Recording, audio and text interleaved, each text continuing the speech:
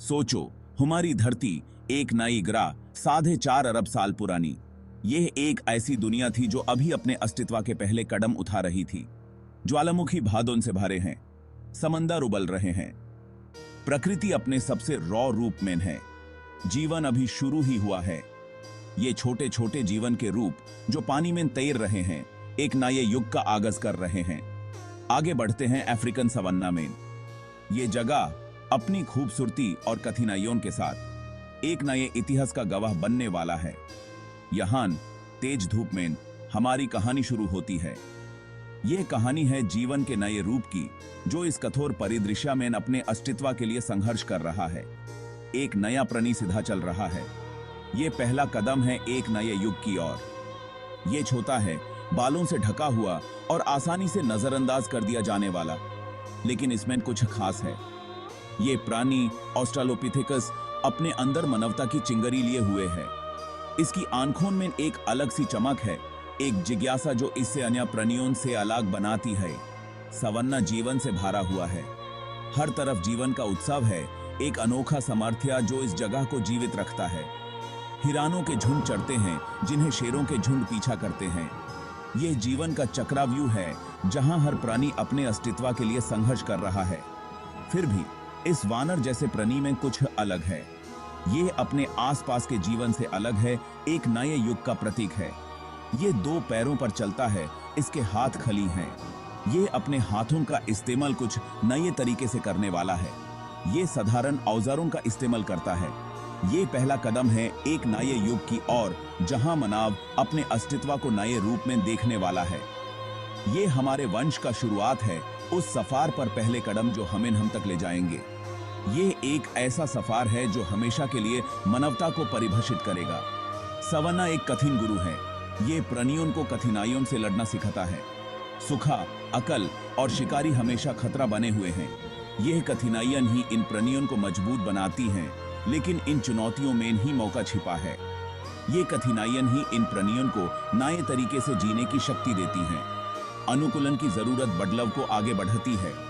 ये बदलाव ही इन प्राणियों को नए युग की ओर ले जाते हैं। हमारे पूर्वज सधन संपन्न थे, अनुकूलनशील थे और सबसे बढ़कर वो सहयोगी थे। ये सहयोग ही इन्हें आगे बढ़ने की शक्ति देता है, एक नए युग की ओर। मानव विकास की कहानी एक सीधी रेखा नहीं, बल्कि एक शाखा वाला पेड़ है। ऑस्ट्रालोपिथेकस एक शाखा का प्रतिनिधित्व करता है, लेकिन और भी थी। सहेलांथ्रोपस, औरोरिन और अर्डिपिथेकस जैसे प्राणी। सहेलांथ्रोपस सबसे पुराना 7 मिलियन साल पहले रहता था, 2 पैरों पर चलने का संकेत देता है। औरोरिन 6 मिलियन साल पुराना 2 पैरों पर चलने के प्रारंभिक सबूत प्रदान करता है। अर्डिपिथेकस करीब 4.5 मिलियन साल पहले रहता था, एक पूरी तस्वीर पेश करता है। ये प्राचीन होमिनिन हमारे उत्पत्ति की पहेली में महत्वपूर्ण तुकदे हैं। ये हमें हमारे वानर पूर्वजों से जोड़ते हैं और होमो तक का रास्ता रोशन करते हैं। ऑस्ट्रालोपिथेकस हमारा सीधा पूर्वज करीब 4 मिलियन साल पहले उभरता है। यह प्राचीन प्राणी हमारे विकास की कहानी में एक महत्वपूर्ण कदम था। कल्पना करो एक ऐसे प्राणी की जो 3 से 4 फीट लंबा हो, बालों से ढका हो और जिसका दिमाग चिंपांजी से थोड़ा बड़ा हो। यह प्राणी अपने समय के अनुसार एक अनोखा मिश्रण था। इसका सीधा स्टांस और 2 पैरों वाला चलना इसे कुछ नया बताता है। यह पहला कदम था जो हमें आज के इंसान बनने की ओर ले गया। सबसे प्रसिद्ध ऑस्ट्रालोपिथेकस लूसी हमारे गहरे अतीत में एक मार्मिक झलक पेश करती है। लूसी का अवशेष हमें हमारे पूर्वजों की जिंदगी और उनके जीवन के तरीके के बारे में बताता है। ऑस्ट्रालोपिथेकस के औजार साधारण थे, पत्थर अखरोट तोड़ने के लिए, लेकिन यह उनकी सोच और समझ का प्रतीक थे। लकड़ियां जड़ें खोदने के लिए ये औजार उनकी जीवन यात्रा को आसान बनाते थे और उनकी बुद्धि का प्रमाण थे। ऑस्ट्रालोपिथेकस के लिए जीवन खतरों से भरा था, फिर भी वो डटे रहे। उन्होंने अपने अस्तित्व के लिए कठिन परिस्थितियों का सामना किया। वो छोटे घनिष्ठ समूहों में रहते थे, संसाधनों को साझा करते थे और एक दूसरे की रक्षा करते थे। ये सामूहिक जीवन उनकी जीवन शैली का एक अहम हिस्सा था। ऑस्ट्रालोपिथेकस हमारी कहानी में एक महत्वपूर्ण अध्याय का प्रतिनिधित्व करता है। ये प्राणी हमारे विकास की कहानी में एक मूल अध्याय है। उनकी विरासत हम सभी के भीतर बुद्धिमत्ता और अदम्य भावना की चिंगारी है। ये चिंगारी आज भी हमारे अंदर जीवित है, हमें नए आविष्कार और खोज की और प्रेरित करती है। 2 मिलियन साल पहले होमो इरेक्टस सेंटर स्टेज लेता है। लुम्बा, अधिक बुद्धिमान और एक बड़े दिमाग से लैस होमो इरेक्टस प्रागैतिहासिक काल से बाहर निकालता है। होमो इरेक्टस की सबसे प्रमुख विशेषता आग पर उसका नियंत्रण है। आग ने गर्माहट, सुरक्षा और भोजन पकाने का तरीका प्रदान किया। आग के साथ नए औजार आए जो पहले से कहीं ज्यादा सोफिस्टिकेटेड थे। होमो इरेक्टस एक बेचैन एक्सप्लोरर था जो अफ्रीका से बाहर निकला। वो यूरोप और एशिया में फैल गए, अलग अलग वातावरण में ढल गए। उनके प्रवासन ने हमारी प्रजातियों के वैश्विक वितरण की नींव रखी। होमो हाइडेलबर्गेंसिस करीब 6 लाख साल पहले प्रकट हुआ था। मजबूत और शक्तिशाली बड़े दिमाग के साथ उन्होंने टूल मेकिंग को नई ऊंचाइयों तक पहुंचाया। उन्होंने भाला बनाने की कला में महारत हासिल की, जिससे शिकार की रणनीतियों में बदलाव आया। शिकार के अलावा उन्होंने उल्लेखनीय कौशल का प्रदर्शन किया, आश्रयों का निर्माण किया और कपड़े बनाए। शायद सबसे दिलचस्प पहलू प्रतीकवाद के लिए उनकी क्षमता है। होमो हाइडेलबर्गेंसिस, होमो इरेक्टस और बाद के होमिनिन के बीच एक महत्वपूर्ण कड़ी का प्रतिनिधित्व करता है। उनकी विरासत उनके औजारों, आश्रयों और रचनात्मकता की चिंगारी में है। आइस एज यूरोप में होमो निएंडरथलेंसिस, निएंडरथाल्स उभरे, स्टॉकी और मजबूत। वो कठिन परिस्थितियों के अनुकूल थे। निएंडरथाल्स कुशल टूल मेकर थे जो उन्नत तकनीकों का इस्तेमाल करते थे। वो दयालु देखभाल करने वाले भी थे जो संवेदना और समर्पण दिखाते थे। निएंडरथाल्स ने प्रतीकात्मक व्यवहार का प्रदर्शन किया, अपने मृतकों को दफनाया और उनके शरीरों को सजाया। उनकी विरासत हमारे जीन और उनकी बुद्धिमत्ता और मानवता की गूंज में बानी हुई है।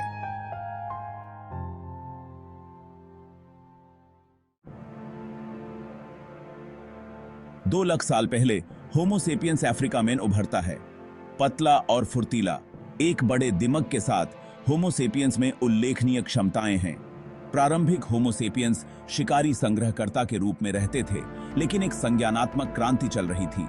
भाषा का विकास एक महत्वपूर्ण क्षण था जिसने जटिल सामाजिक संरचनाओं को सक्षम बनाया।